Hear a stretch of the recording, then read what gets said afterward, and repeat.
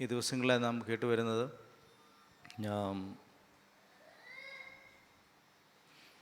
കേട്ടുകൊണ്ടിരിക്കുന്നത് നമ്മുടെ ജീവിതത്തെ ഞെരുക്കുന്ന പ്രശ്നങ്ങളെ സംബന്ധിച്ചാണ്. അതെങ്ങനെയാണ് ദൈവസന്നിധിയിൽ നിന്ന് വചനത്തിൻ്റെ അടിസ്ഥാനത്തിൽ നമ്മളെങ്ങനെയാണ് മനസ്സിലാക്കുന്നത്, എങ്ങനെയാണ് അതിനെ പ്രതിരോധിക്കാൻ കഴിയുക അങ്ങനെയുള്ള കാര്യങ്ങളാണ് നമ്മൾ കേട്ടുകൊണ്ടിരിക്കുന്നത്. നമ്മൾ വ്യത്യസ്ത വിഷയങ്ങളെപ്പറ്റി കേട്ടു, കുറ്റബോധത്തെപ്പറ്റി ആഴമേറിയ അത്തരത്തിൽ നമ്മളെ ആത്മീയ ജീവിതത്തിൽ വളരാൻ അനുവദിക്കാത്ത കാര്യങ്ങൾ. നമ്മളെ പ്രധാന ലക്ഷ്യം എന്ന് പറഞ്ഞാൽ കർത്താവിൽ വളരുക എന്നുള്ളതാണ്. പക്ഷേ പലപ്പോഴും കർത്താവിൽ വളരാൻ അനുവദിക്കാത്ത കുറേ കാര്യങ്ങൾ നമ്മുടെ ഉള്ളിൽ തന്നെ ഉള്ളതുകൊണ്ട് നമ്മളതിനെ മനസ്സിലാക്കുകയാണ് അതിനുള്ള വഴി.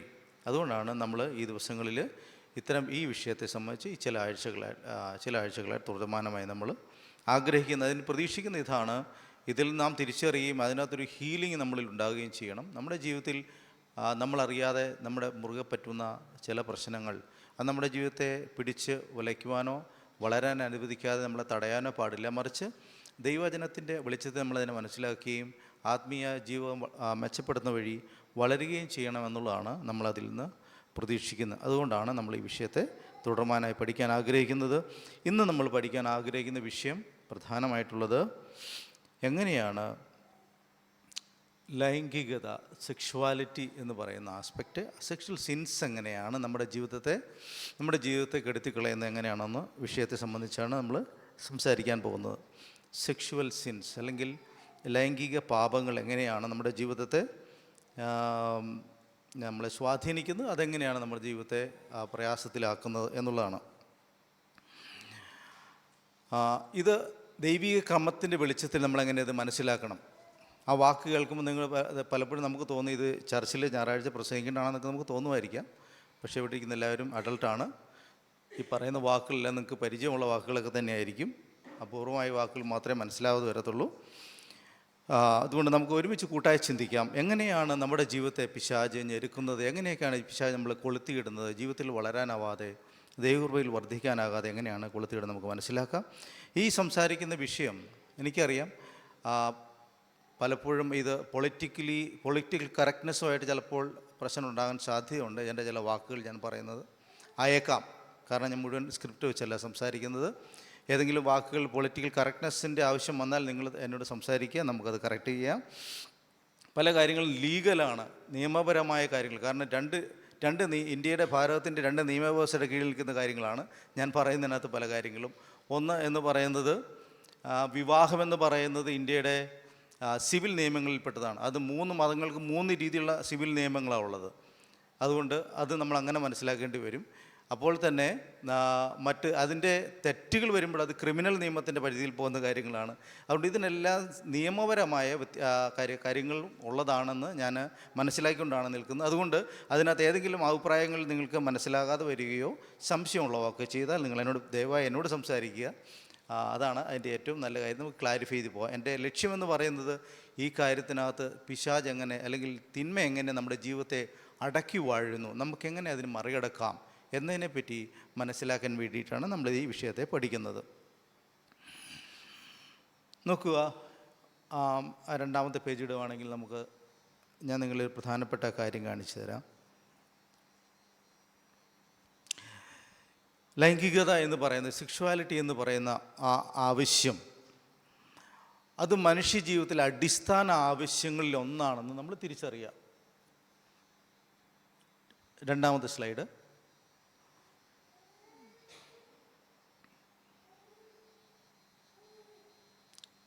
ഈ വാക്കുകൾ ഞാൻ ആദ്യം പറഞ്ഞല്ലോ, ഈ വാക്ക് കേൾക്കുമ്പോൾ നമുക്കൊരു നെഗറ്റീവ് ഫീലിംഗ് ചിലപ്പോൾ തോന്നിയേക്കാം. പബ്ലിക്കിൽ പറയാൻ കൊള്ളാമോ എന്ന് തോന്നി. എന്തുകൊണ്ടാണെന്നറിയാമോ?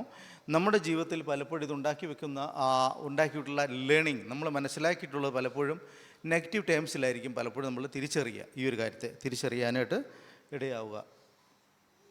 നോക്കുക, ഇതിനെപ്പറ്റി പഠിച്ചിട്ടുള്ള ആളുകൾ, മനുഷ്യ ആവശ്യങ്ങളെപ്പറ്റി പഠിച്ചിട്ടുള്ള ആളുകൾ പറയുന്ന അതിൽ പഠിച്ചിട്ടുള്ള പ്രധാനപ്പെട്ട സൈക്കോളജിസ്റ്റാണ് എബ്രഹാം മാസ്ലോ എന്ന് പറയുന്ന ഒരു മനുഷ്യൻ. അദ്ദേഹം മനുഷ്യൻ്റെ ആവശ്യങ്ങളെ ഒരു പിരമിഡ് പോലെ രൂപീകരിച്ചിട്ടുണ്ട്. അതിലേറ്റവും അടിസ്ഥാനമായിട്ട് കാണുന്ന ഒരു ആവശ്യങ്ങളുടെ ഒരു ലിസ്റ്റിൽ വരുന്നതാണ് ഞാൻ ഈ പറഞ്ഞ കാര്യം. ആ അടിസ്ഥാന ആവശ്യങ്ങൾ നമ്മുടെ അതിജീവനത്തിന് ആവശ്യമാണ്, നമുക്ക് ജീവിക്കാൻ ആവശ്യമാണ്. അതിജീവനത്തിന് ആവശ്യമാണ്. ഒന്നാമത്തെ കാര്യം നിങ്ങൾക്ക് കാണാൻ പറ്റുമെന്ന് ഞാൻ വിചാരിക്കുന്നു. ഒന്ന്, വായു. നോക്കിക്കേ, അത് പ്രത്യേകിച്ച് ആരും പഠിപ്പിക്കേണ്ട കാര്യമില്ല, നമ്മൾ തന്നെ ജനനത്തിൽ തൊട്ട് നമ്മളത് സ്വീകരിക്കാൻ പഠിക്കും. മറ്റുള്ള കാര്യങ്ങൾ ശ്രദ്ധിച്ച് നോക്കിയേ, അത് നമുക്ക് ജീവിതത്തിൽ ആ ആവശ്യങ്ങളെ നമ്മളെങ്ങനെ സമീപിക്കുക. പാർപ്പിടം, വീടിനെപ്പറ്റി നമുക്ക് ബോധ്യങ്ങളുണ്ട്, വീട് എങ്ങനെ പരിപാലിക്കണമെന്ന് നമ്മൾ പഠിക്കാറുണ്ട്. വെള്ളം കുടിക്കാൻ നമ്മൾ കൊച്ചുകുട്ടികളെ തൊട്ട് നമ്മൾ പഠിപ്പിക്കുന്നുണ്ട്. ഭക്ഷണം കഴിക്കാൻ നമ്മൾ പഠിപ്പിക്കുന്നുണ്ട്. ഉറങ്ങാൻ പഠിപ്പിക്കുന്നു. എല്ലാ അടിസ്ഥാന ആവശ്യങ്ങളും നമ്മൾ ചെറുപ്പം മുതലേ ട്രെയിൻ ചെയ്യുന്ന കാര്യങ്ങളാണ്. ഇതെല്ലാം നമ്മൾ ട്രെയിൻ ചെയ്യുന്ന ചെറുപ്പത്തിലേ തന്നെ. ഈവൻ ടോയ്ലറ്റ് ട്രെയിനിങ്, ഇതെല്ലാം ട്രെയിൻ ചെയ്യുന്ന കുട്ടികളെ. ഒരു മനുഷ്യൻ്റെ തുടക്കത്തിൽ കിട്ടുന്ന ട്രെയിനിങ് കിട്ടുന്ന കാര്യങ്ങൾ അതെല്ലാം. വീടെങ്ങനെ പരിപാലിക്കണം, വീട് എത്ര പ്രധാനമാണ്, ഇതെല്ലാം പ്രധാനമായിട്ടും നമ്മൾ ചെറുപ്പം മുതലേ ഒരു പരിശീലനം കിട്ടുന്നതാണ് പേരൻസിൽ നിന്ന്. പക്ഷേ പരിശീലനം കിട്ടാതെ പ്രവേശിക്കുന്നൊരു പ്രധാനപ്പെട്ട ഒരു കാര്യമാണ് ലൈംഗികത. കാരണം ഈ വിഷയത്തെപ്പറ്റി സംസാരിക്കാൻ എപ്പോഴേ കഴിയുള്ളൂ? ഒരു 13 വയസ്സിന് ശേഷമേ ഈ കാര്യത്തെപ്പറ്റി സംസാരിക്കാൻ പറ്റത്തുള്ളൂ, അല്ലെങ്കിൽ അതിനെപ്പറ്റി ഒരു വ്യക്തിക്ക് മനസ്സിലാവുകയുള്ളൂ. അതുകൊണ്ട് തന്നെ ആ സമയത്ത് ഏറെക്കുറെ ഈ വ്യക്തി ആരുടെ കൺട്രോളിലായിരിക്കും? അവരുടെ കൂട്ടുകാരുടെ കൺട്രോളിലായിരിക്കും, സുഹൃത്തുക്കളുടെ കൺട്രോളിലായിരിക്കും, സ്കൂളിലായിരിക്കാം, അല്ലെങ്കിൽ അവരുടെ ഇടപെടുന്ന അയൽപക്കങ്ങളിലായിരിക്കാം. നോക്കുക, ഇവിടെ പേരൻസിൻ്റെ ഒരു വ്യക്തിന്മേൽ കൃത്യമായ നിയന്ത്രണമില്ലാത്ത ഒരു ഘട്ടത്തിലാണ് ഈ ആവശ്യത്തെപ്പറ്റി ഒരു മനുഷ്യൻ ബോധവാനായി മാറുന്നത്, ബോധവതിയായി മാറുന്നത്. നിങ്ങൾക്ക് മനസ്സിലാവുമെന്ന് വിചാരിക്കുന്നു, എൻ്റെ സീരിയസ്നെസ് മനസ്സിലാവുമെന്ന് വിചാരിക്കുന്നു. ഈ ടൈം എന്ന് പറയുന്നത് ടീനേജ് എന്ന് വിളിക്കുന്ന സമയമാണ്. അപ്പോൾ ഒരു വ്യക്തി ടീനേജ് പ്രായം തുടങ്ങുമ്പോഴാണ് എനിക്കിങ്ങനൊരു ആവശ്യമുണ്ടെന്നുള്ള ഒരു ചിന്തയിലേക്ക്, മനസ്സിലാക്കലിലേക്ക് കടന്നു വരുന്നത്. അതുവരെ ആ വ്യക്തിക്ക് മറ്റുള്ള ആവശ്യങ്ങൾ, തിന്നുക, കുടിക്കുക, വെള്ളം കുടിക്കുക, ചാടുക, ഓടുക, കളിക്കുക, ഇത്തരം കാര്യങ്ങളൊക്കെ ആവശ്യമുള്ളൂ. പക്ഷേ ഇവിടം തൊട്ട് ആ വ്യക്തി തിരിച്ചറിയുന്നറിയുമോ, എനിക്ക് ഇങ്ങനൊരു ആവശ്യം കൂടെ ഉണ്ട്. ഹോർമോൺ ഡെവലപ്മെൻറ്റ്സ് വഴി, ശരീരത്തിൻ്റെ മാനസികമായ ശാരീരികമായ വ്യതിയാനങ്ങൾ വഴി ഒരു മനുഷ്യൻ തിരിച്ചറിയുകയാണ്, എനിക്ക് ഇങ്ങനൊരു ആവശ്യം കൂടിയുണ്ട്. ഇവിടെ നിന്ന് അങ്ങോട്ട് സംഭവിക്കുന്നത് എന്താണെന്നറിയാമോ?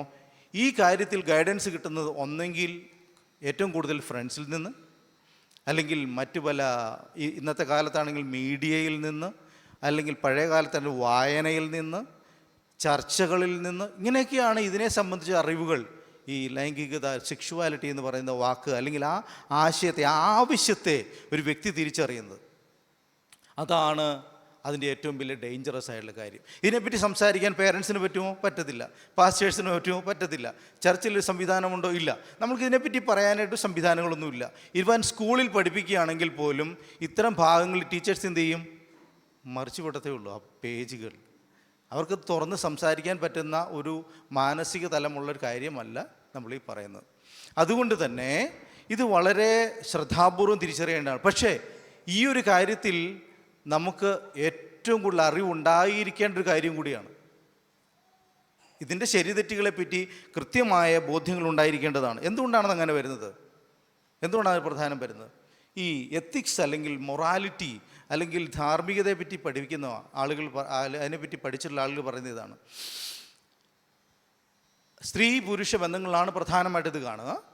സ്ത്രീ പുരുഷ ബന്ധങ്ങളിൽ എങ്ങനെയാണ് മൊറാലിറ്റി ഫങ്ഷൻ ചെയ്യുക? ഒരു പുരുഷൻ അവൻ്റെ മകളെ തൊടുന്നത്, ഭാര്യയെ തൊടുന്നത്, അമ്മയെ തൊടുന്നു. മൂന്നും സ്ത്രീകളാണ്, പക്ഷെ 3 ഫീലിംഗാണ്.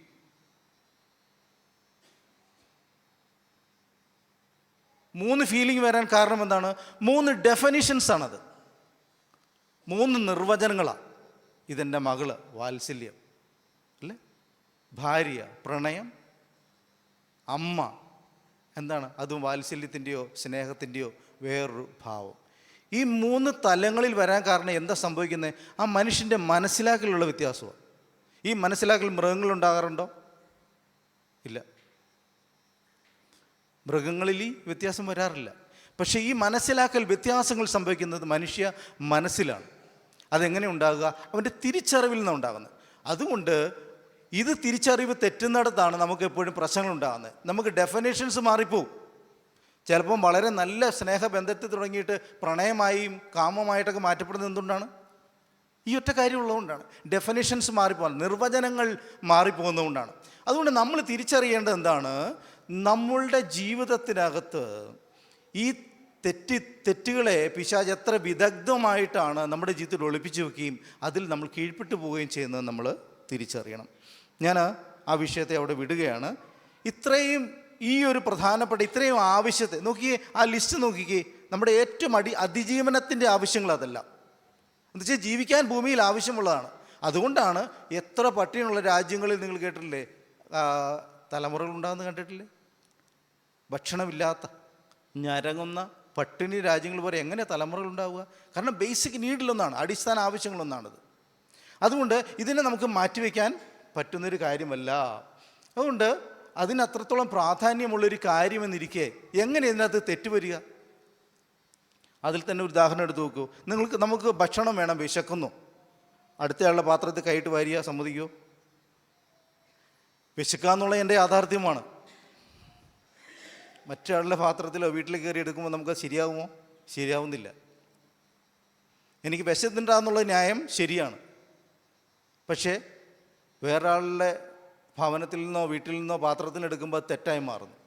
അപ്പോൾ ഈ ആവശ്യങ്ങളെല്ലാം നടത്തുന്നതിന് അതിൻ്റേതായ മര്യാദകളുണ്ട്, രീതികളുണ്ട്. വെള്ളം കുടിക്കാം, പക്ഷേ അടുത്തിരിക്കുന്ന ആളുടെ ബോട്ടിലെടുത്ത് കുടിച്ചാൽ ചിലപ്പോൾ ഇഷ്ടപ്പെടണമെന്ന് വരത്തില്ല. ന്യായമല്ലേ? ആവശ്യമാണ്. അപ്പോൾ ഈ ആവശ്യങ്ങൾ നമുക്ക് ഏറ്റവും അത്യാവശ്യം ദൈവം അറിയേ എന്തുകൊണ്ട് അതിനകത്ത് തിന്മ തെറ്റായിട്ട് മാറുന്നു. അതിനെ എങ്ങനെ അത് സ്വീകരിക്കുന്നു എന്നതിനുള്ള തെറ്റുകൾ, അതിൻ്റെ ശരിയില്ലായ്മയിലാണ് ഈ തെറ്റായിട്ട് മാറ്റപ്പെടുന്നത്. ഇനി നമുക്ക് എന്താണ് അതിൻ്റെ അതെങ്ങനെ തെറ്റായി മാറുക എന്നുള്ള ഒരു മനസ്സിലാക്കലിലേക്ക് പോകാം. എങ്ങനെയാണ് ഈ സെക്ഷുവാലിറ്റി എന്ന് പറയുന്ന കാര്യം ഒരു തെറ്റായി മാറുന്ന ബൈബിളിൻ്റെ വെളിച്ചത്തിൽ 6 വഴികളെ പറ്റി ഒരാൾ പറഞ്ഞിട്ടുണ്ട്. ഞാനതൊന്ന് നിങ്ങളെ കാണിച്ചു തരാം. 6 വഴികൾ അതിനെപ്പറ്റി നമ്മൾക്ക് മനസ്സിലാക്കാൻ പറ്റുന്നുണ്ട്. ഒന്ന്, ഇത് ഭിന്ന ലിംഗമാണ്. അതാണ് ഞാൻ പറഞ്ഞത്, ഇതിന് ഒരു പൊളിറ്റിക്കൽ കറക്റ്റ്നെസ്സിൻ്റെ പ്രശ്നം വരാൻ സാധ്യതയുണ്ട്. ഹെറ്ററോസെക്ഷുവൽ, സ്ത്രീയും പുരുഷനും തമ്മിലുള്ള ബന്ധമാണ് പ്രധാനമായിട്ടും. 2, ഇത് റിലേഷനിലാണ്. അതായത് ഒരു വ്യക്തിക്ക് അവൻ്റെ താല്പര്യങ്ങൾ സംരക്ഷിക്കുന്ന ബൈബിൾ അനുസരിച്ച് ശരിയായ സെക്ഷുവാലിറ്റി അല്ല. ഒരു പുരുഷനോ സ്ത്രീക്കോ അവരുടെ ശാരീരിക താല്പര്യങ്ങൾ തീരുമാനമാക്കുന്നതിലേക്ക് കടക്കുന്ന അങ്ങനെ ഒരു പ്രക്രിയയ്ക്ക് പോയാൽ അത് റിലേഷനകത്തുണ്ടാകുന്ന ഒരു യാഥാർത്ഥ്യമാണ് സെക്ഷുവാലിറ്റി എന്ന് പറയുന്നത്. ബന്ധത്തിനകത്തുണ്ടാകുന്നതാണ്. അടുത്തത്, ഇതൊരു ഉടമ്പടിയാണ്. എന്തുടമ്പടി? വിവാഹത്തിനകത്ത് വരുന്ന ഒരു ഉടമ്പടിയാണിത്. ഉടമ്പടിയുടെ പ്രത്യേകത എന്താണ്? മ്യൂച്വൽ എഗ്രിമെൻ്റാണ്. രണ്ടുപേരും അങ്ങോട്ടും ഇങ്ങോട്ടും ചെയ്യുന്ന എഗ്രിമെൻ്റാണ്. അതാണ് കവനൻ്റൽ എന്ന് പറയാൻ കാരണം. അപ്പോൾ സ്പെല്ലിംഗ് മിസ്റ്റേക്ക് ഉണ്ട്. ഓക്കെ, ഇതൊരു ഉടമ്പടിയാണ്, 2 പേർ തമ്മിലുള്ള ഉടമ്പടിയാണ്. മറ്റൊന്നാണ്, ഇത് ഫ്രൂട്ട്ഫുള്ളാണ്. ഇതിനകത്തൊരു ഫ്രൂട്ടുണ്ട്, ഇതിനകത്തൊരു ഫലമുണ്ടാകുന്ന കാര്യമാണ്. എന്താണ്? ദൈവം നിശ്ചയിച്ചുള്ള ഒരു ലൈംഗികതയുടെ ഫലം എന്താണ്? തലമുറകളാണ്. അത് ആ പർപ്പസിന് വേണ്ടി സൃഷ്ടിക്കപ്പെട്ടിട്ടുള്ളതാണ്. അടുത്തത് നിസ്വാർത്ഥമാണ്. ഒരു വ്യക്തിയുടെ താല്പര്യങ്ങൾക്ക് വേണ്ടി മാത്രം ഇടപെടാം. മാത്രമല്ല അങ്ങനെയാണ് ഈ എന്താണ് പറയുന്നതിന് മരൈറ്റൽ റേപ്പ് അങ്ങനെ വന്നിരിക്കുന്നു. അങ്ങനെ ഒരു സംഭവമുണ്ട്. അതിൽ വേറെ വേർഡാണ് പറയുന്നത്. അതായത് ഹസ്ബൻഡ് വൈഫ് റിലേഷനകത്ത് തന്നെ ഒരാളുടെ താല്പര്യങ്ങൾക്ക് മാത്രമാണ് അത് മുന്നോട്ട് പോകുന്നതെങ്കിൽ അതിനകത്ത് സംഭവിക്കുന്ന ഒരു തരം നെഗറ്റീവ് ഇഫക്റ്റ്. ഈ ദൈവം നിശ്ചയിച്ചിട്ടുള്ള ഫോമിലുള്ള ലൈംഗികതയല്ല. ഇനി ഇത് പ്രതീകാത്മകമാണ്. എങ്ങനെ പ്രതീകാത്മകമാകുന്നത് അല്ലെങ്കിൽ സിംബോളിക് ആകുന്നത്? ക്രിസ്തുവും സഭയും തമ്മിലുള്ള ബന്ധത്തിന് നിദാനമാണ്. അതുകൊണ്ടാണ് പൗലോസ് പറയുന്നൊരു വാക്ക് നിങ്ങൾ ശ്രദ്ധിച്ചിട്ടുണ്ടോ? I want to know Christ. ഇനി ക്രിസ്തുവിനെ അറിയണം. ആ അറിയണം എന്നുള്ള പദം യഥാർത്ഥത്തിൽ ഉപയോഗിക്കുന്നത് സ്ത്രീ പുരുഷ ബന്ധങ്ങളുമായി ചേർന്ന പദമാണ്. അതിനും ഉപയോഗിക്കുന്ന പദമാണ്. എന്ന് പറഞ്ഞാൽ നമ്മൾ പരസ്പരം അറിയൽ എന്നുള്ള പ്രക്രിയയാണ് ഇതിനകത്ത് ഏറ്റവും കൂടുതൽ. അതുകൊണ്ടാണ് നമ്മൾ വചനത്തിൽ കാണുന്നത് ഇങ്ങനെയാണ്. അതുകൊണ്ട് സ്ത്രീയും പുരുഷനും എന്തായി തീരും? ഒരു ദേഹമായി തീരും. ഇതാണ് അതിൻ്റെ പ്രിൻസിപ്പിൾ. ഈ പ്രിൻസിപ്പിൾ അതിൻ്റേതായ രീതികളിൽ നടക്കുന്നില്ലെങ്കിൽ ഇത് തെറ്റായിട്ട് മാറ്റപ്പെടും. നമ്മളീ പറഞ്ഞ ഈ രീതിയിലല്ല സംഭവിക്കുന്നെങ്കിൽ, ഇതിന് വിരുദ്ധമായും ഇതിൽ വ്യത്യസ്തമായും നടക്കുന്നെങ്കിൽ ബൈബിളിൻ്റെ കാഴ്ചപ്പാടിൽ അതെന്തായി മാറുന്നു? തെറ്റായി മാറുന്നു. അതുകൊണ്ടാണ് അതിനിങ്ങനെ നിർവചിക്കുന്നത്. പ്രേമപ്രകടനപരമായ ഏകഭാര്യത്വമുള്ള ഭിന്നലിംഗ വൈവാഹിക ഉടമ്പടിയുടെ ബൈബിൾ നിലവാരവുമായി പൊരുത്തപ്പെടാത്ത ഏതു ലൈംഗിക പ്രവർത്തനവും ലൈംഗിക പാപം എന്ന് പറയാനായിട്ട് കാരണം. ഇനി നമുക്ക് നോക്കാം ബൈബിൾ എന്താണ് ഇതിനെപ്പറ്റി പറയുന്നത്. 10 തരത്തിലുള്ള പാപങ്ങളെപ്പറ്റി പറയുന്നു. സെക്ഷൽ സിൻസിനെ പറ്റി ബൈബിൾ പറയുന്നുണ്ട്. ഒന്നാമത്തത് പരസംഗം, ഫോർണിക്കേഷൻ, വിവാഹ ബാഹ്യ ബന്ധങ്ങളാണ്. നമുക്കൊന്ന് വായിക്കാം. 1 കൊരിന്ത്യർ 6:18.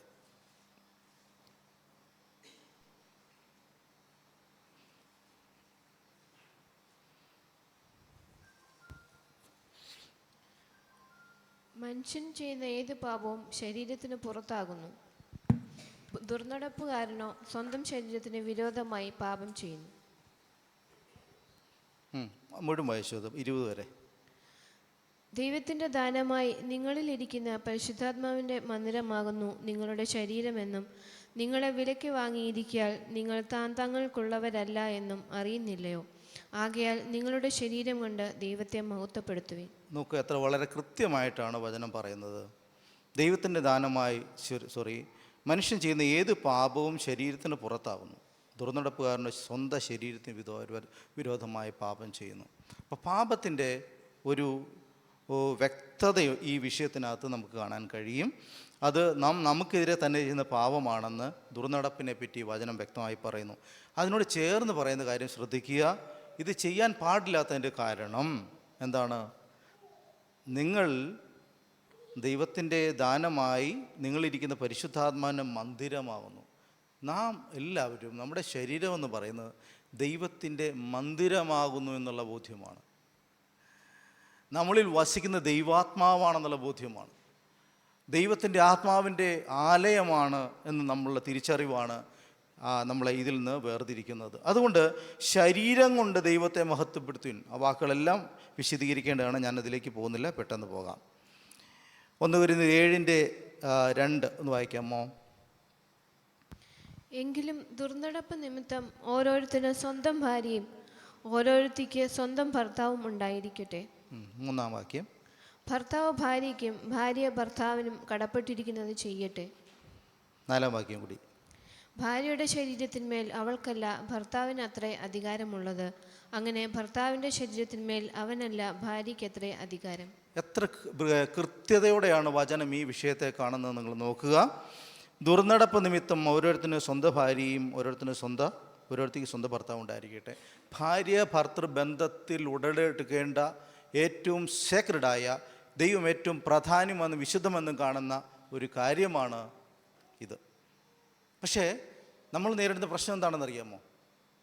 നമ്മൾ നേരിടുന്ന പ്രശ്നം, എനിക്ക് തോന്നുന്നു, മതവിശ്വാസങ്ങളിൽ ബൈബിളിന് മാത്രമേ ഈ കാര്യത്തിനകത്ത് ബാലൻസ്ഡ് ആയിട്ടുള്ള കാഴ്ചപ്പാടുള്ളൂ. ചില മതങ്ങളുടെ ആത്മീയതയ്ക്ക് ഈ കാര്യം തടസ്സമാണ്, തെറ്റാണ്. ഇതിൽ നിന്ന് മാറിപ്പോവുക, ഇത് വേണ്ടെന്ന് വയ്ക്കുക, നിഷേധിക്കുക എന്നുള്ളതാണ് ചില മതങ്ങളുടെ സമീപനം. എന്നാൽ ചില വിശ്വാസങ്ങളും സംസ്കാരങ്ങളും പറയുന്നു ഇതിന് യാതൊരു ലിമിറ്റേഷനുമില്ല. ഉദാഹരണത്തിന് 1955 വരെ എന്ന് തോന്നുന്നു ഭാരതത്തിൽ ഒരു മതഭാഗത്തിലുള്ള ആളുകൾക്ക് ഇതിനെപ്പറ്റി യാതൊരു നിഷ്കർഷകളുമില്ല.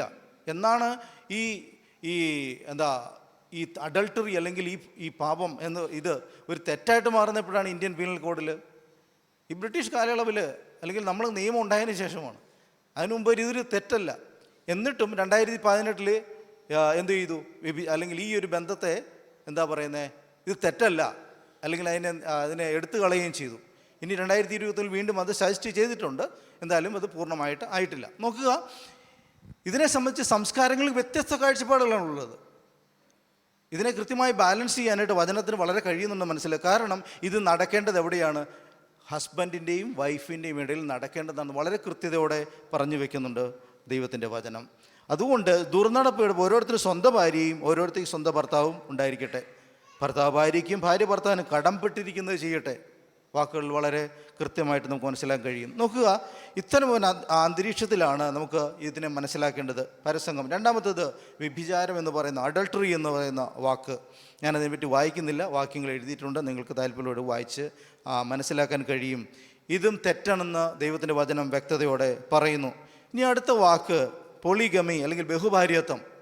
ഒരു പുരുഷൻ ഒരു സ്ത്രീ എന്നുള്ള കണക്കിൽ നിന്ന് വ്യത്യസ്തമായി ബഹുഭാര്യത്വം തിരിച്ചും നമുക്ക് പറയാൻ പറ്റും. ബഹുഭർത്തൃത്വമുള്ള സംസ്കാരങ്ങളുണ്ട്.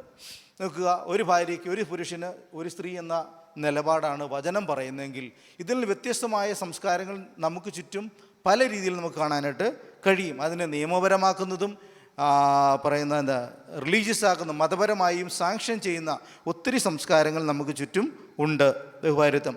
അടുത്തതാണ് റേപ്പ് എന്ന് പറയുന്നത്. നിങ്ങൾക്ക് വ്യക്തമാണ്, ഏറ്റവും വലിയൊരു ക്രിമിനൽ ഒഫൻസാണത്. അതിന് വചനം തെറ്റാണെന്ന് തന്നെ പ്രഖ്യാപിക്കുന്നു. അടുത്തത് ഇൻസെസ്റ്റ്, അഗമിഗമനം എന്ന് ഞാൻ എഴുതിയിട്ടുണ്ട്. അതിൻ്റെ അർത്ഥം ഇത്രയേ ഉള്ളൂ, രക്തബന്ധമായി ബന്ധത്തിൽ ഉൾപ്പെട്ട ആളുകളുമായിട്ടുള്ള ഇത്തരം ബന്ധങ്ങളെയാണ് എങ്ങനെ വിളിക്കുന്നത്? ഇൻസെസ്റ്റ് എന്ന് വിളിക്കുന്നത്. അതും വചനം തെറ്റെന്ന് തന്നെ പ്രഖ്യാപിക്കുന്നു. അടുത്തത് ഹോമോസെക്ഷുവാലിറ്റി എന്ന് പറയുന്നത് അതാത് ഗ്രൂപ്പിൽ ആണിനോടും പെണ്ണിനോടും അപലക്ഷണമായി പ്രവർത്തിച്ചു എന്ന് നമ്മൾ വായിക്കുന്നുണ്ട്. 1 കൊരിന്ത്യർ 6:9 എന്താ പറയുന്നത്? അന്യായം ചെയ്യുന്നവർ ദൈവരാജ്യം അവകാശമാക്കിയില്ല എന്നറിയുന്നില്ലേ? നിങ്ങളെ തന്നെ വഞ്ചിക്കാതിരിപ്പിൻ.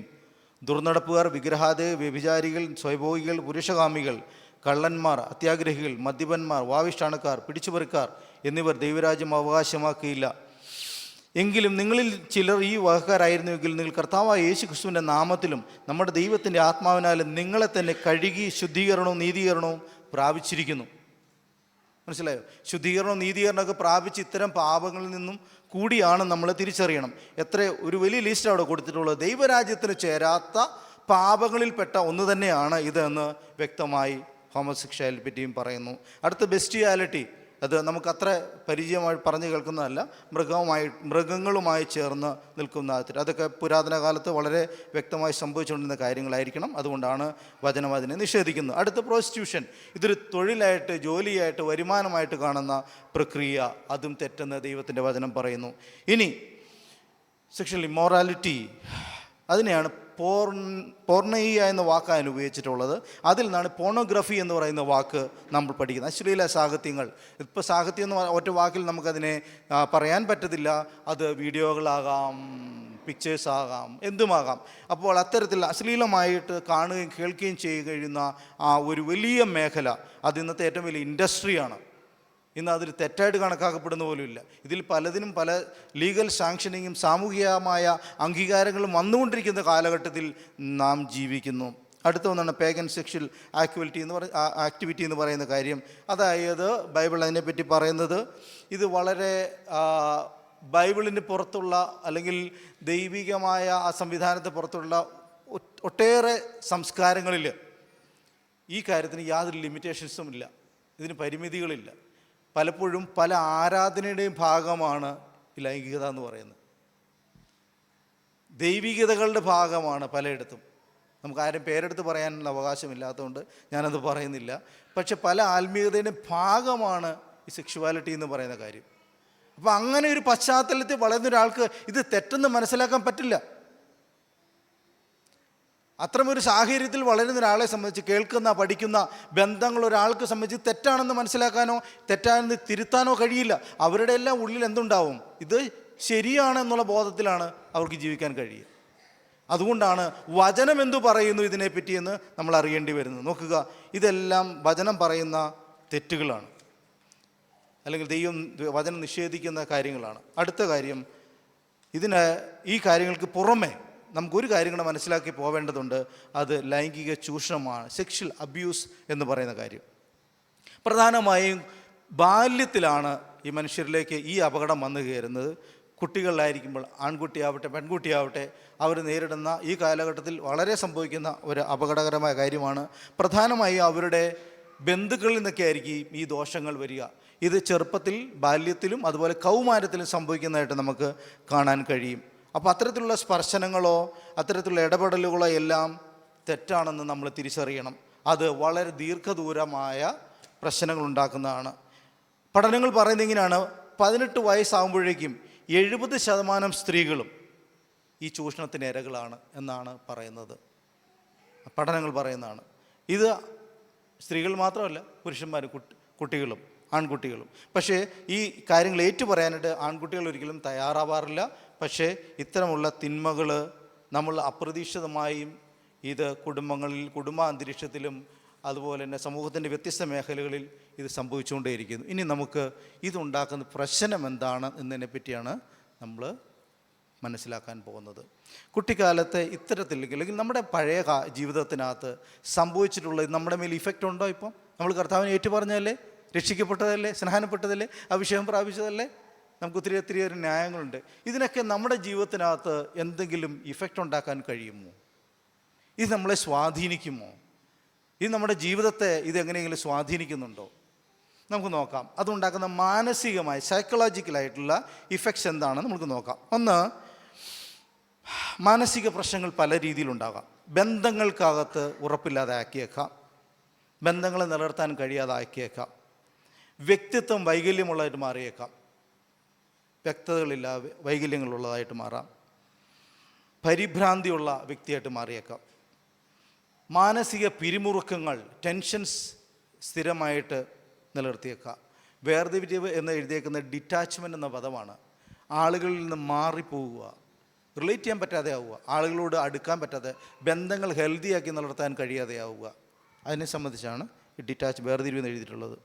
വിഷാദരോഗം, പലപ്പോഴും വിഷാദത്തിന് കീഴ്പ്പെട്ട് ജീവിക്കുക, സന്തോഷമായിരിക്കാൻ കഴിയില്ല. നമുക്ക് ചിരിക്കാനോ ഇടപെടാനോ റിലേറ്റ് ചെയ്യാനോ ഒന്നും കഴിയാതെ വിഷാദപ്പെട്ട് ഒറ്റപ്പെട്ട് മാറി ഐസൊലേറ്റഡ് ആയിട്ട് പോകുന്ന തരത്തിലേക്ക് ആളുകൾ എപ്പോഴും ആദിയുണ്ടാവും, ഉത്കണ്ഠ നിറഞ്ഞൊരു ജീവിതം. എന്തു പറ്റും, എന്താവും, എന്താ അതിൻ്റെ അവസ്ഥ എന്ന് ചിന്തിക്കുന്ന അനുഭവങ്ങൾ. ഇനി ചില അവസ്ഥകളിൽ ആളുകൾ സ്വയം ഉപദ്രവിക്കുന്ന സെൽഫ് മ്യൂട്ടിലേഷൻ എന്ന് പറയും. നമ്മൾ ഉപദ്രവിക്കുക, നമ്മളെ തന്നെ നമ്മൾ ഉള്ളിൽ കുറ്റബോധം വന്നിട്ട് നമ്മളത് ഉപദ്രവിക്കുക. ചിലപ്പോൾ ആത്മഹത്യക്ക് പ്രേരണ ഉണ്ടാകാം. ഇപ്പോൾ പലപ്പോഴും ഈ ആത്മഹത്യ പ്രവണതയൊക്കെ വരുമ്പോൾ നമ്മൾ പുറകോട്ട് പോകേണ്ടി വരും. എവിടെ നിന്നാണ് ഇത് ആരംഭിക്കേണ്ടി വരുന്നതെന്ന്, ആ വ്യക്തിയിൽ എവിടെ നിന്ന് തുടങ്ങി, ഈ ചിന്ത എവിടെ നിന്ന് വന്നു. അപ്പോൾ നമ്മൾ പലപ്പോഴും എത്തിയിരിക്കുന്നത് ഇത്തരം വിഷയങ്ങളിലൊക്കെയാണ്. എൻ്റെ ജീവിതത്തിന് അർത്ഥമില്ല, ഐ എം സ്പോയിൽഡ്, എൻ്റെ ലൈഫ് നശിപ്പിക്കപ്പെട്ടതാണ് എന്നുള്ള ബോധത്തിൽ നിന്നൊക്കെ ആയിരിക്കും ഇത്തരം കാര്യങ്ങളുണ്ടായി വരുന്ന. ചിലപ്പോഴിത് മദ്യത്തിലേക്കും മയക്കുമരുന്നിലേക്ക് എത്തിക്കുക. എത്രയോ കുട്ടികളാണ് മയക്കുമരുന്ന് കീഴ്പ്പെടുന്ന ഇന്നത്തെ കാലത്തിൻ്റെ പ്രത്യേകതയല്ലേ? ഇന്നലെ അരവിന്ദ് കെജ്രിവാളിൻ്റെ ഒരു പ്രസംഗം ഞാൻ കേട്ടു. എത്ര കോടിക്കണക്കിന് രൂപയുടെ മയക്കുമരുന്നാണ് ഇന്ത്യയിൽ ഓരോ ദിവസം ഓരോ വർഷങ്ങളും ചെലവഴിക്കപ്പെടുന്നത്. പണ്ട് എല്ലാ കാലത്തെക്കാളും ഉപരിയായിട്ട് മയക്കുമരുന്നുകൾ വളരെ കൂടി വരുന്ന ഒരു കാലഘട്ടം. അപ്പോൾ മാനസിക ഫലമായിട്ട് നോക്കി എത്രയേറെ പ്രശ്നങ്ങളായിരിക്കും വ്യക്തിയിൽ ഇതുണ്ടാക്കാൻ കഴിയുക. അപ്പോൾ ഇത്തരം പ്രശ്നങ്ങൾ കടന്നു പോകുന്ന ഒരാളെ ഒരുപക്ഷെ നമുക്ക് ഹെൽപ്പ് ചെയ്യുമ്പോൾ പുറകിലേക്ക് ചെല്ലുമ്പോൾ ഇത്തരമുള്ള സംഘർഷങ്ങളും സങ്കടങ്ങളും കണ്ടെത്താൻ നമുക്ക് കഴിയും. ഇനി ദാമ്പത്യത്തിൽ എന്തൊക്കെ പ്രശ്നം ഉണ്ടാക്കും, ഫാമിലി ലൈഫിൽ എന്തൊക്കെ ഉണ്ടാക്കാൻ സാധ്യതയുണ്ട്? മറ്റൊരാളെ വിശ്വസിക്കാൻ കഴിയാതെ ആയി പോകുന്നു. കാരണം വിശ്വസിച്ച ഒരാളായിരിക്കും ഈ തെറ്റിലേക്ക് നമ്മളെ നയിച്ചിട്ടുണ്ടാവുക. അതുകൊണ്ട് വിശ്വസിക്കാനുള്ള ശേഷി കുറഞ്ഞു പോകും, വിശ്വസിക്കാനാവാതെയാവുന്നു, വിശ്വാസം കുറയുന്നു. പ്രതിബദ്ധത, നമുക്കൊരു പ്രതിബദ്ധത, ഒരു റെസ്പോൺസിബിലിറ്റി ഇല്ലാതായി മാറും. ഞാൻ ആരോടും റെസ്പോൺസിബിൾ അല്ല, എനിക്ക് ആരോടും ഉത്തരവാദിത്തപ്പെടേണ്ട കാര്യമില്ല എന്ന രീതിയിലേക്ക് I am not responsible with anything, എനിക്ക് അങ്ങനെ ആരോടും റെസ്പോൺസിബിൾ ചെയ്യേണ്ട ആവശ്യമില്ല എന്നുള്ള തിങ്കിങ്ങിലേക്ക്, ചിന്തയിലേക്ക് പോകാം. കുടുംബത്തിനകത്തും വ്യക്തിക്കകത്തും കോൺഫ്ലിക്റ്റുകളുണ്ടാകാം. നിരന്തരമായി ഉള്ളിൽ കോൺഫ്ലിക്റ്റുകളുണ്ടാകാം. ഇൻട്രാപേഴ്സണൽ നമ്മുടെ ഉള്ളിൽ തന്നെ എപ്പോഴും സംഘർഷങ്ങളായിരിക്കും, നിരന്തരമായ സംഘർഷങ്ങൾ. അത് നമ്മുടെ ഇൻറ്റഗ്രിറ്റി, നമ്മുടെ പേഴ്സണാലിറ്റി, നമ്മുടെ വ്യക്തി എപ്പോഴും സംഘർഷത്തിലായിരിക്കാം. അതുപോലെ തന്നെ കുടുംബത്തിനകത്തും ഇതിൻ്റെ റിഫ്ലക്ഷൻസ് അങ്ങനെ വന്നുകൊണ്ടിരിക്കും, സംഘർഷങ്ങൾ ഉണ്ടാക്കിക്കൊണ്ടേയിരിക്കാം. ഹസ്ബൻഡും വൈഫും മക്കളും ഒക്കെ ആയിട്ടൊക്കെ സംഘർഷങ്ങൾ ഉണ്ടാക്കാനായിട്ട് ഇതിന് കഴിയുന്ന കാര്യമാണ്. ഒറ്റപ്പെടൽ, ഐസൊലേഷൻ, ആളുകളുമായിട്ട് ഒന്നിച്ചു ചേരാൻ പറ്റാതെ വരിക. എല്ലാവരും കളിച്ച് ജീവിച്ചിരിക്കുമ്പോൾ ഇത്തരത്തിൽ അപകടപ്പെട്ട ആളുകൾക്ക് എന്തുണ്ടാകാം, അവർക്ക് ഒറ്റപ്പെട്ടു പോകണമെന്ന് ആഗ്രഹം ഉണ്ടായേക്കാം. ഇനി മറ്റൊന്നാണ് സ്പർശനം. ആളുകൾ തൊടാനായിട്ട് നമ്മൾ ഇഷ്ടപ്പെടുന്നില്ല, അല്ലെങ്കിൽ പ്രണയിക്കാനുള്ള ശേഷി. കുടുംബത്തിനകത്ത് പ്രണയം ഇല്ലെങ്കിൽ പിന്നെ എന്ത് പ്രസക്തി ഇരിക്കുന്നതിനകത്ത്? അപ്പം അതിന് എത്ര മോശമാക്കി കളയും, അതിൻ്റെ അർത്ഥത്തെ തന്നെ ഇല്ലാതാക്കി കളയും. ആ കുടുംബത്തിനകത്ത് റിജിഡ് നേച്ചറാണ്, അല്ലെങ്കിൽ ഒരു മെക്കാനിക്കൽ ലൈഫ്, ഫോർമാലിറ്റീസ് ആണെങ്കിൽ അതിനകത്ത് എന്താ അർത്ഥമുണ്ടാകുക? അതിനെ നശിപ്പിച്ച് കളയാൻ പിശാചിന് കഴിയും. അസംതൃപ്തികൾ ഉണ്ടായിക്കൊണ്ടിരിക്കും ദാമ്പത്യ ജീവിതത്തിനകത്ത്. അസംതൃപ്തികൾ നിരന്തരമായി, ഒന്നിനും തൃപ്തി കണ്ടെത്താൻ കഴിയാതായി വരും. പങ്കാളികളുമായി സ്ഥിരമായ ബന്ധം നിലനിർത്താൻ ബുദ്ധിമുട്ടുണ്ടാവും. ദാമ്പത്യ പ്രശ്നങ്ങളുണ്ടാകും. ഗാർഹിക പീഡനം, ഇതൊക്കെ പലപ്പോഴും വയലൻസിലേക്ക്, അടി ബഹളം, ദോഷമായ കാര്യങ്ങളിലേക്കൊക്കെ എത്തിപ്പെടാം. അപ്പോൾ ഇങ്ങനെ കുടുംബജീവിതം സ്ഥിരമായും ഹെൽത്തി ആയിട്ടും കൊണ്ടുപോകാൻ കഴിയാതെ വരുന്നത് നമുക്ക് തിരിച്ചറിയാൻ, നമുക്ക് ശ്രമിക്കാൻ കഴിയും പുറകിൽ ഇത്തരം അനുഭവങ്ങളുടെ വ്യക്തി കടന്നു പോയിട്ടുണ്ടോ എന്നുള്ളത്. ഉദാഹരണങ്ങൾ പറയാൻ ധാരാളമുണ്ട്, പക്ഷേ ഞാനത് പറയാൻ സമയമെടുക്കുന്നില്ല, നമുക്ക് വളരെ കുറച്ച് സമയമുള്ളൂ. അതുകൊണ്ട് ഇത്തരം കാര്യങ്ങൾ ധാരാളമായി സംഭവിച്ചിട്ടുണ്ട്, ധാരാളമായി. എൻ്റെ ഒരു സുഹൃത്ത്, അവൻ്റെ വിവാഹത്തിന് ശേഷം നാൾക്ക് ശേഷമായിട്ടും ഇവർക്ക് ദാമ്പത്യ ബന്ധത്തിൽ കടക്കാൻ കഴിയുന്നില്ല. അവസാനം ഡോക്ടറെ അടുത്ത് പോയി കാര്യങ്ങളൊക്കെ ഡോക്ടറോട് സംസാരിച്ചപ്പോഴാണ് ഇങ്ങനെയുള്ള കാര്യങ്ങളുണ്ടെന്ന് അറിയുന്നത്. അങ്ങനെ എത്രയോ ഉദാഹരണങ്ങളുണ്ടെന്ന് അറിയാമോ? അപ്പോൾ ഈ നമ്മുടെ ബാല്യകാലത്തിൽ, കൗമാരകാലത്തിൽ നമ്മുടെ ജീവിതത്തിൽ പിശാച് ഏൽപ്പിക്കുന്ന താടനങ്ങൾ, ഇത്തരം മുറിവുകൾ, വേദനകൾ നമ്മുടെ പിന്നുള്ള ജീവിതത്തെയും ബാധിച്ചുകൊണ്ടിരിക്കും. ഇനി രക്ഷാകർത്തം, പേരൻറ്റിങ്ങുമായി ബന്ധപ്പെട്ടുള്ള പ്രശ്നങ്ങൾ എന്തൊക്കെല്ലാമാണ് അത് നമുക്ക് നോക്കാം. 4 കാര്യങ്ങളാണ് ഞാൻ എഴുതിയിട്ടുള്ളത്. ഒന്ന്, പെർമിസീവ് പേരൻറ്റിങ് പ്രാക്ടീസസ് എന്നാണ് എഴുതിയിട്ടുള്ളത്. പെർമിസീവ് പേരൻറ്റിങ് എന്ന് പറയുന്നത് എന്തായിരിക്കാം? മക്കൾ അവർ എന്താണത് അങ്ങനെ ആയിക്കോട്ടെ, പെർമിസീവാണ്. അവരെന്താണോ അവർക്ക് അവരുടെ ഇഷ്ടമുള്ള പോലെ വിട്ടുകളയുക എന്നുള്ള പ്രക്രിയയിലേക്ക് കടന്നു പോകുന്നു. 2, പേരൻറ്റിങ് സ്ട്രെസ്സായിട്ട് മാറുന്നവർക്ക് മക്കളെ വളർത്തൽ അല്ലെങ്കിൽ അവർക്ക് വേണ്ടി അധ്വാനിക്കുക എന്നുള്ളത് വളരെ ഭാരപ്പെടുന്ന, പ്രയാസപ്പെടുന്നൊരു കാര്യം മാറുന്നു. അതിലും വേറെ രസമുള്ള കാര്യമാണ് 3ാമത്തെ കാര്യം, പേരൻറ്റിഫിക്കേഷൻ ഓഫ് ദ ചിൽഡ്രൻ എന്ന് പറഞ്ഞു കഴിഞ്ഞാൽ ഈ പേരൻസ് ചെയ്യേണ്ട കാര്യം മക്കളുടെ തലയിലാവും. മാതാപിതാക്കൾ ചെയ്യേണ്ട, ഉത്തരവാദിത്വം ചെയ്യേണ്ട കാര്യങ്ങളൊക്കെ മക്കളുടെ തലയിൽ വെച്ചു കൊടുക്കും. അവർ ചെയ്യട്ടെ, ബില്ലടയ്ക്കുന്നതും പണം ഉണ്ടാക്കുന്നതും വീട് നോക്കുന്നതും അങ്ങനെയെല്ലാം പയ്യെ അവരുടെ തലയിലേക്ക് പേരൻറ്റിഫിക്കേഷൻ, മക്കളെ പേരൻസാക്കി മാറ്റുന്ന ഒരു അപകടകരമായ അവസ്ഥ. ഇനി ട്രബിൾഡ് പേരൻറ്റ് ചൈൽഡ് റിലേഷൻ, ഈ പേരൻസും മക്കളും തമ്മിൽ എന്തുണ്ട് പ്രശ്നങ്ങളുണ്ടാകുന്ന അവസ്ഥ. ഞാൻ ഏറെക്കുറെ 2-3 ടൈപ്പ് കാര്യങ്ങളാണ് ഞാൻ പറഞ്ഞത്. നിങ്ങൾക്ക് മനസ്സിലാവുന്നുണ്ടോ മനുഷ്യജീവിതത്തിൽ എത്രത്തോളം പ്രതിസന്ധി ഉണ്ടാക്കുവാനായിട്ട് നമ്മുടെ ചൈൽഡ്ഹുഡിലുണ്ടായിട്ടുള്ള ഇത്തരം തിന്മകൾ, ദോഷങ്ങൾ, ലൈംഗിക പാപങ്ങളിലേക്കുള്ള ഓപ്പണിങ്ങുകൾ നമ്മൾ പോലും അറിയാതെ നമ്മുടെ ജീവിതത്തെ ശത്രുവായവൻ സ്പർശിക്കുമ്പോൾ, അവൻ കെണിയിൽപ്പെടുത്തുമ്പോൾ അത് നമ്മുടെ ജീവിതത്തിലുടനീളം ഇത് തുടർന്നുകൊണ്ടേയിരിക്കും. ഞാൻ ഈ പറഞ്ഞ കാര്യങ്ങൾ, ഈ ലിസ്റ്റുകൾ എല്ലാം നിങ്ങളുടെ അറിവിലേക്ക് തന്നതെന്തിനാണെന്ന് വെച്ചാൽ ഇത് നമുക്ക് ചിന്തിച്ച് മാത്രമേ മറികടക്കാൻ കഴിയത്തുള്ളൂ, മനസ്സിലാക്കിക്കൊണ്ട് മറികടക്കാൻ കഴിയുള്ളൂ. അത് നമുക്കും നമ്മുടെ തലമുറകൾക്കും നമുക്ക് ചുറ്റുമുള്ളവരെയും സഹായിക്കാനും നമുക്ക് ഇത്തരം അറിവുകൾ ആവശ്യമാണ്. നോക്കുക, ഏതെങ്കിലും ജീവിതത്തിൻ്റെ ഘട്ടങ്ങളിൽ ഇത്തരം ലക്ഷണങ്ങൾ നമുക്ക് ചുറ്റുമുള്ളവരിലോ കാണപ്പെടുന്നുണ്ടെങ്കിൽ നമ്മൾക്ക് കുറച്ചും കൂടെ ഗൗരവമായിട്ട് ചിന്തിക്കേണ്ടതായിട്ടുണ്ട്. നമ്മുടെ ജീവിതത്തിനകത്ത് എവിടെയെങ്കിലും പിശാച് ഇത്തരം അപകടങ്ങളിലേക്ക് നമ്മളെ നയിച്ചിട്ടുണ്ടോ? അല്ലെങ്കിൽ നമുക്ക് ചുറ്റുമുള്ളവരിലേക്ക് നയിച്ചിട്ടുണ്ടോ? നമ്മുടെ കുഞ്ഞുങ്ങളെ അത്തരത്തിൽ പിശാച് അത്തരത്തിലുള്ള ശ്രമങ്ങളിലേക്ക് എത്തിപ്പെടുത്തുന്നുണ്ടോ? ഏതെങ്കിലും അവരെ ഡിസ്റ്റർബ് ചെയ്തിട്ടുണ്ടോ എന്ന് നമുക്ക് തിരിച്ചറിയാൻ കഴിയണം. ഞാനപ്പോൾ അവിടെ അവസാനിപ്പിക്കുക. ഇത്തരം കാര്യങ്ങൾ ഇൻഫർമേഷൻ പോലെ ഞാൻ പറഞ്ഞതാണ്. നമുക്ക് തിരിച്ചറിയേണ്ടതെന്നറിയാമോ? നമ്മുടെ ജീവിതം നമുക്ക് ദൈവത്തിൻ്റെ മുമ്പിൽ വിശുദ്ധിയോടെ ജീവിക്കേണ്ടതാണ്. എങ്ങനെയത് പറയുന്നതെന്നറിയാമോ? റോമാലേഖനം 12:1 ഒന്ന് വായിക്കാമോ?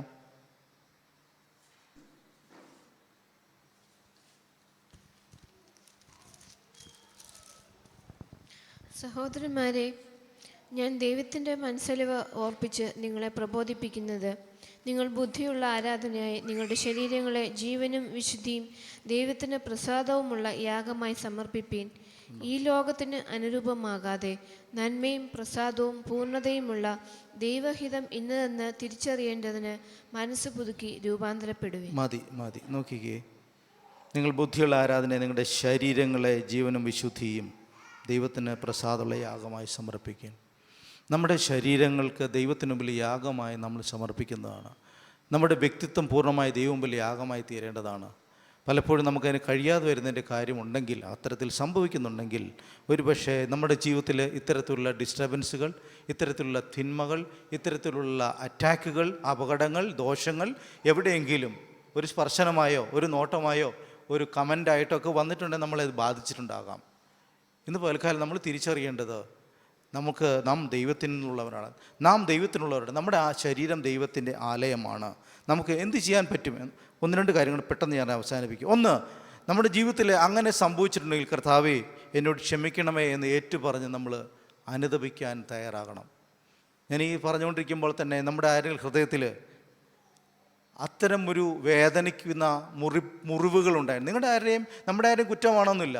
നമ്മളോട് മറ്റൊരാൾ കാണിച്ച തിന്മയാകാം, ദോഷമാകാം. നമ്മൾ പോലും അറിയാത്ത പ്രായത്തിൽ, നമുക്കൊരു മനസ്സിലാവാത്ത പ്രായത്തിൽ നമ്മൾ ചെയ്തിട്ടുള്ള ദോഷങ്ങളുടെ ഓർമ്മകൾ നമ്മളിൽ കിടപ്പുണ്ടാകാം. നമുക്ക് അവരോടും ക്ഷമിക്കണം, നമുക്ക് നമ്മളോട് ക്ഷമിക്കാൻ കഴിയണം. വിശുദ്ധിയിലേക്ക് നമ്മളെ പുനർനിർമ്മിക്കുക. എങ്ങനെ പുനർനിർമ്മിക്കുക?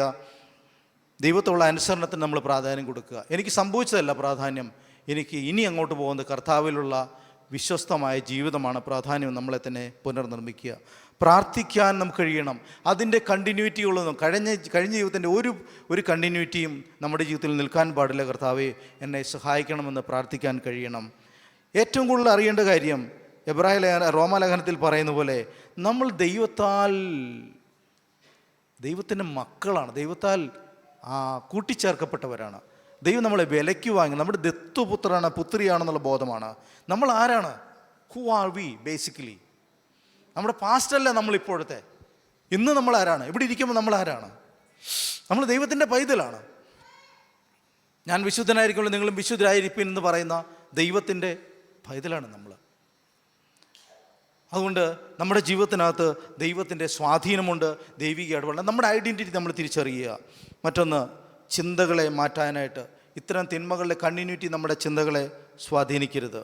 നമുക്ക് ഇതിനെതിരെ എങ്ങനെ മറികടക്കാമെന്നുള്ള പ്ലാനുകൾ നമ്മൾ ചിന്തിക്കുകയും പഠിക്കുകയും ചെയ്യുക. ഇത്തരം ചിന്തകൾ നമ്മളെ സ്വാധീനിക്കുന്നുണ്ടെങ്കിൽ അത്തരം ഘട്ടങ്ങളിൽ നമ്മൾ എന്ത് ചെയ്യുക? നമ്മൾ മറ്റുള്ളവരോട് സംസാരിക്കുകയും മറികടക്കാനായിട്ട് ആലോചിക്കുകയും ചെയ്യുക. നിങ്ങൾ ഓടിപ്പോവുക, യോസഫ് ചെയ്ത പോലെ. തിന്മകളുടെ സ്വാധീനങ്ങൾ വരുമ്പോൾ ഓടിപ്പോകാൻ തയ്യാറെടുക്കുക. ഞാൻ പറഞ്ഞിവിടെ അവസാനിപ്പിക്കാം.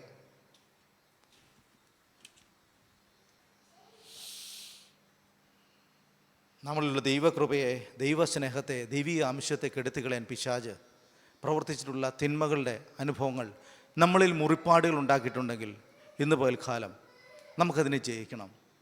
അതാണ് നമ്മൾ ഈ വിഷയം നമ്മൾ സംസാരിക്കുന്നതിൻ്റെ പ്രധാനപ്പെട്ട കാര്യം. നമുക്ക്